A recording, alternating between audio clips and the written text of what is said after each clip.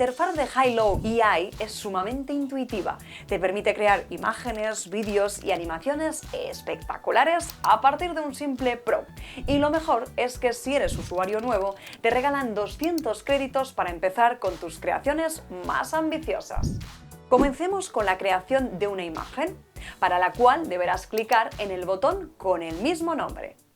En la caja de texto que te ofrece la IA, debes describir con la mayor precisión posible la imagen que deseas. Recuerda, cuantos más detalles incluyas, más concreta será tu creación. Encima del prompt verás una cajita con el símbolo más, donde puedes añadir, arrastrar o pegar una imagen desde tu galería para que la IA la use como referencia para la imagen que deseas generar. En la parte inferior del prompt debes elegir el formato de tu imagen y la resolución, así como el número de imágenes que deseas generar, con un límite de 4.